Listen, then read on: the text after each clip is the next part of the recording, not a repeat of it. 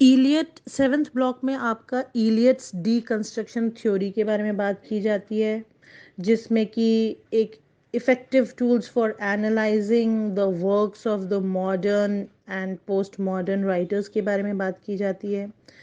Ronald बार्थेस के बारे में क्वेश्चन आता है, ideas on work and text कैसे होने चाहिए, और हाउ ही डिफ्रेंशिएट्स बिटवीन वर्दी टेक्स्ट एंड नॉट सो वर्दी टेक्स्ट। फिर इसमें अप्रोचेस टू स्ट्रक्चरलिज्म के ऊपर क्वेश्चन आ जाता है, डीकंस्ट्रक्शन के ऊपर अक्सर आता है, और theory of sine and system के ऊपर आता है। ड्रामा एज अ फॉर्म जो है, इसके ऊपर क्वेश्चन आता है। तो आपको नोट्स में इसके बारे में लिखने के लिए बहुत कुछ मिल जाएगा,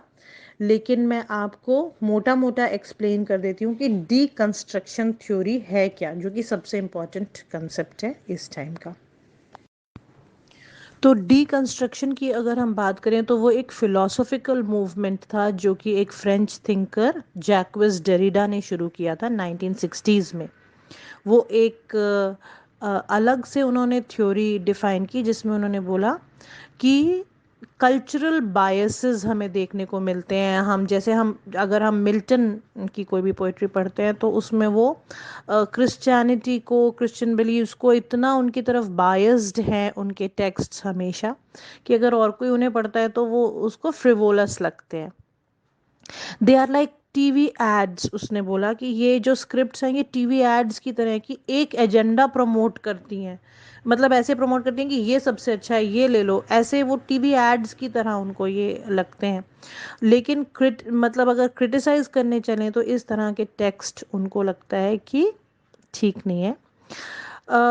ये ऐसा, ये सिनिकल लगते हैं, ये ऐसा लगता है कि कोई कट्टरवादी लिख रहा है। इसलिए हमें इस तरह की जो राइटिंग स्टाइल है उसको डीकंस्ट्रक्ट करने की ज़रूरत है, उसको डिस्ट्रॉय करने की ज़रूरत है, उसे दोबारा से बनाने की ज़रूरत है। हमें जो प्रिवेलिंग स्टाइल है टेक्स्ट का उसे फॉलो नहीं करना, उसको उसकी जो प्रिवेलिंग विजडम या किसी रिलीजन विशेष को लेकर, किसी पॉलिटिकल सिस्टम को लेकर, या हम जो ऐसे वाले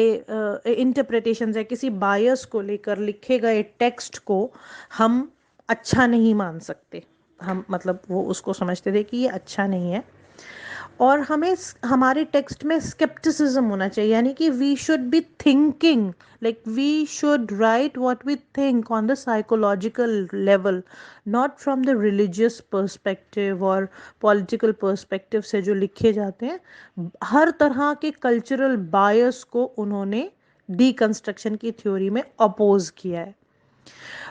और उन्होंने सेंटेंस स्ट्रक्चर किस तरह से बनाया जाना चाहिए, उसके फॉर्म, मीटर, ये वो हमने जो डिफाइन कर रखे हैं पैटर्न्स, उनको भी वो डीकंस्ट्रक्ट करने की बात करते हैं। मीनिंग्स को भी इस तरह से, मतलब जैसे होता है ना, हम एंशियंट टेक्स्ट पढ़ें तो उसमें क्रूज का मतलब, स्टेक का मतलब, हमको ऐसा लगेगा कि ये सब पुराने उसमें से लिए गए, हम उसी को फॉलो कर रहे हैं। ज़रूरी नहीं है कि उनका मीनिंग वही हो, लेकिन हम उसे एसोसिएट करते हैं किसी भी सोशल या हिस्टोरिकल कन्वेंशन के साथ, तो वो उनके ख्याल से डीकंस्ट्रक्ट करने की ज़रूरत थी। और यही उन्होंने अपनी डीकंस्ट्रक्शन वाली थ्योरी में बोला, जिसे कि टीएस इलियट ने बहुत ही शिद्दत से फॉलो किया। तो अगर सिंपल टर्म्स में जैक डेरिडा की deconstruction as a literary theory हमें समझना है, तो उन्होंने जो अपनी बुक लिखी थी उसका नाम था ऑफ ग्रामेटोलॉजी, 1967 में लिखी थी, जो उन्होंने लैंग्वेज एंड लिंग्विस्टिक्स के बारे में लिखी, और उन्होंने उसमें ये टर्म डीकंस्ट्रक्शन यूज़ किया था।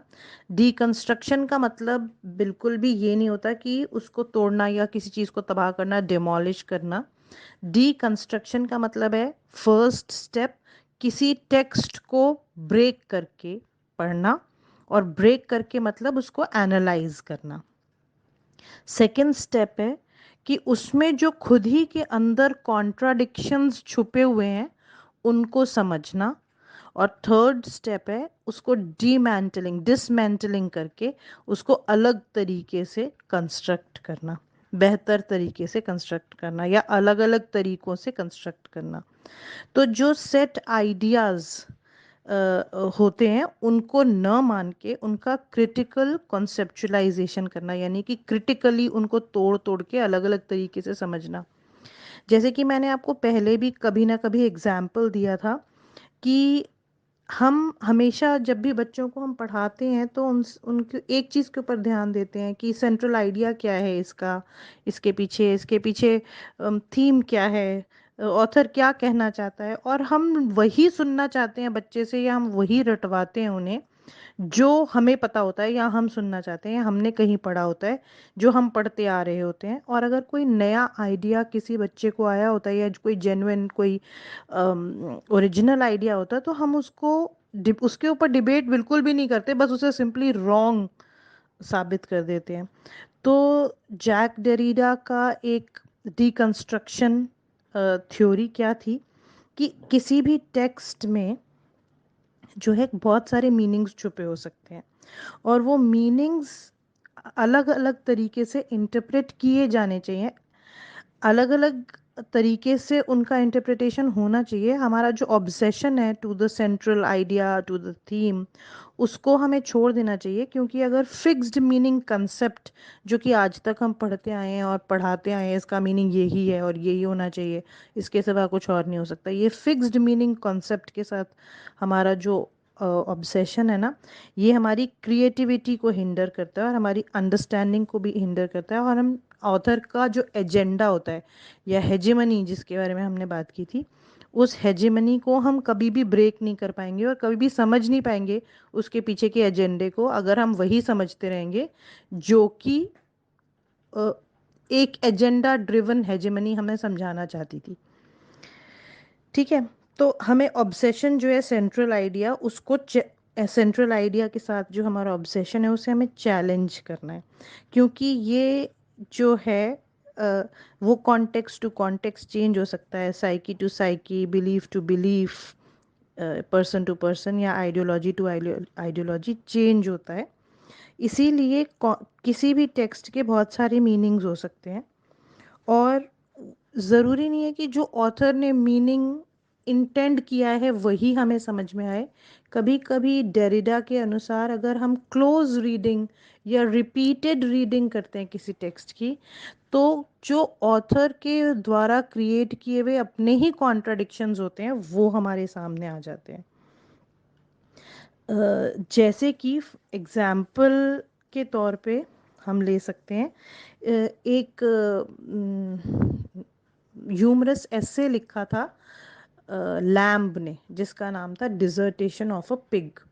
डिजर्टेशन ऑफ अ पिग में हमेशा अगर हम मतलब पढ़ते हैं उसे, वो एक हमें हमेशा ये मिलता है कि उसका सेंट्रल आइडिया ये है कि वो एक ह्यूमरस ऐसे है और वो सिंबॉलिक है, सटायर है ऑन पीपल हु मतलब जो कि किसी भी चीज़ को खाने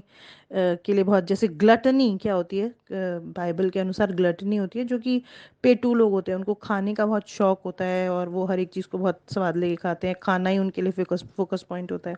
तो उस तरह से हम उसको समझते आ रहे हैं और बच्चों को समझाते आ रहे हैं कि डिजर्टेशन जो है of pig, dissertation of a roasted pig जो ऐसे है वो ह्यूमरस है और ये इसके ऊपर बेस्ड है, ग्लटनी के ऊपर बेस्ड है, या वो उसकी सेंट्रल थीम है कि जो पेटू लोग होते हैं वो हर चीज़ को कैसे देखते हैं। लेकिन अगर एक इंडियन के तौर पे हम बिना किसी प्री कंसेप्शन के उस ऐसे को पढ़ते हैं या मैंने पढ़ा, तो मुझे ऐसा लगा कि कितना क्रूएल एंड डिस्गस्टिंग ऐसे लिखा गया है। इसमें ह्यूमर तो कहीं है ही नहीं। छोटे छोटे पिग के बिल्कुल 1 ईयर ओल्ड बच्चों को कैसे पका, अब झोंपड़ी में आग रख करके जलाना है और कैसे उनकी आईज मेल्ट हो जाती हैं और गिर जाती हैं, वो देख के एक चाइनीज आदमी खुश हो रहा है क्योंकि उसके लिए वो खाना है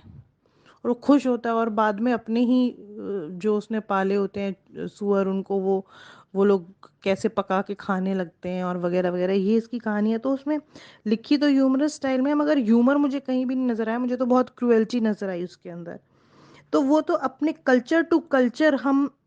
डिफर कर सकते हैं। जो चाइनीज है उसके लिए वो खाना है और वो पकता हुआ देखकर उसको बहुत ही खुशबू आ रही है, लजीज लग रहा है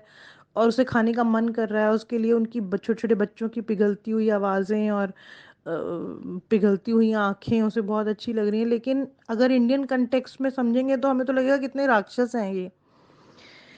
तो डेरिडा का यही कहने का मतलब था कि फ्रॉम कल्चर टू कल्चर जो है वो मीनिंग जो है चेंज हो जाता है टेक्स्ट का। जैसे मिल्टन का पैराडाइज लॉस्ट है, लिखा किस एजेंडे से गया या कहने की कोशिश क्या की गई है, उन लोगों को बहुत पसंद आया कि जेनेसिस की कहानी मिल्टन ने कितनी अच्छी लिखी है,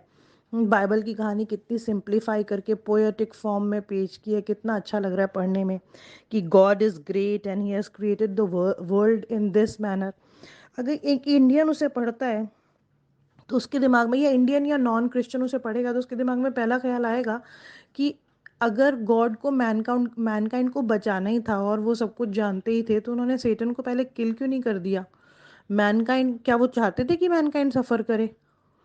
तभी उन्होंने सेटन को रहने दिया और वो ये खेल देखना मतलब तमाशा हो रहा था उनके सामने। अदरवाइज वो पहले ही कोई स्टेप ले लेते मैनकाइंड को बचाने के लिए, अगर उनको ईडन में ही रखना था एडम और ईव को।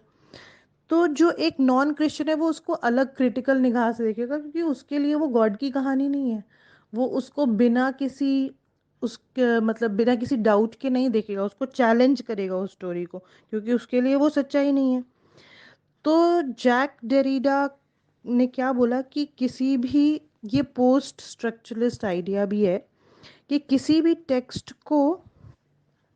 जो जो उसका मीनिंग है वो इम्पॉर्टेंट नहीं है। किसी भी टेक्स्ट में जो उसका मीनिंग हम ड्रॉ करने की कोशिश करते हैं, सेंट्रल आइडिया हम ड्रॉ करने की कोशिश करते हैं, ये एक्चुअली बिल्कुल भी इम्पॉर्टेंट नहीं होता। और फाइनल मीनिंग किसी भी टेक्स्ट का क्या है, यूनिफाइड सिंगुलर मीनिंग जो है वो मिथ है, वो एक्चुअली कुछ होता ही नहीं है। अब एक स्टोरी अगर जेन ऑस्टन सुना रही है या कोई भी ऑथर सुना रहा है एक स्टोरी, तो ज़रूरी नहीं है कि हम उसमें से सेंट्रल आइडिया उसका निकालें कि उसकी थीम ये है, लव है और मैरिज है, और ऐसा कुछ नहीं है। अगर मान लो कि मैं जेन ऑस्टन पढूं तो मुझे उसको ज़्यादातर उसकी नॉवेल्स पढ़ के ये समझ में आता है कि ये लोग जो हैं एरिस्टोक्रेटिक क्लास ऑफ लंदन, जो कि मतलब बिल्कुल ही जैसे दिखावे वाली जो ज़िंदगी हो रही है वो जी रहे हैं। उनका रहने का स्टाइल, उनके पहनने का स्टाइल, उनके कपड़े पहनने का स्टाइल, जैकेट्स पहनने का स्टाइल, शूज़ जो हैं वो बिल्कुल ऐसे, कटलरी जो वो यूज़ कर रहे हैं बिल्कुल दिखावे वाले उनके मैनर्स हैं, उनके डांसेस एकदम दिखावे वाले हैं। And they are living on the money they have accumulated from the colonies. तो उसमें लव स्टोरी के बदले मुझे तो ये दिखाई देने लगेगा कि कैसे कॉलोनीज से पैसा इकट्ठा कर करके यहाँ पे भुखमरी और एक्सप्लॉइटेशन और ये सब फैला फैला के वहाँ पे they were living in large estates. और वो एस्टेट होल्डर्स जो थे लोग वो हीरोइंस के लिए वो थे कि डिजायरेबल बैचलर्स थे। तो इंटरप्रेट करने का अपना अपना तरीका है, अपनी अपनी सोच है, इसलिए फाइनल मीनिंग जो है वो एक मिथ है। उस वो हमें उसके पीछे पड़ना ही नहीं चाहिए। ये डेरिडा का ये थ्योरी थी उसकी, कि कभी कभी ऑथर जो मीनिंग कन्वे करना चाहता है वो खुद ही उसे बीट्रे कर देता है। अगर हम क्लोज रीडिंग करें उस टेक्स्ट की तो हम देखेंगे कि ऑथर खुद ही जो बात बोलना चाहता है उसके उल्टी कुछ बात वो बोल रहा है, कुछ आयरॉनिकल बोल रहा है। जैसे कि मैंने आपको एग्जाम्पल दिया अभी जेन ऑस्टन का, वो बताना तो चाहती है लव एंड मैरिज की बात, हालांकि वो खुद अनमैरिड थी और रही हमेशा, लेकिन वो अल्टीमेटली क्या बता बैठ रही है हमको कि एरिस्टोक्रेटिक लोगों का लाइफस्टाइल कैसे था, उनका एस्टेट कैसे एकर्स में फैले होते थे और उसमें वो कोई भी काम किए बिना कैसे आराम से लग्जूरियस लाइफ जी रहे होते थे। तो ये तो इंसान मतलब जो रीडर है उसके देखने के ऊपर डिपेंड करता है कि वो क्या देखता है। डेरिडा ने क्या बोला कि relationship between the signifier and the signified is not stable. Signifier का क्या मतलब होता है, जो कि किसी चीज़ के मतलब कोई ऐसा वर्ड जो किसी और चीज़ की तरफ इशारा करता है, एंड सिग्निफाइड होता है वो किस चीज़ की तरफ इशारा कर रहा है वो। जैसे कि मैंने आपको पहले एग्जांपल दिया था कि अगर कोई somebody presented a red rose, तो हम इमीडिएटली इस कंक्लूजन पे पहुंचेंगे कि वो लव का सिंबल है और वो उसको प्यार की निशानी दे रहा है। लेकिन ज़रूरी तो नहीं है, हो सकता है कि रेड रोज उसकी निगाह में जो दे रहा है उसकी निगाह में डेंजर का साइन है और वो उसे एक मतलब एक तरह से थ्रेट दे रहा हो कि अब मैं तुझे मार दूंगा। डेंजर का साइन भी तो होता है रेड।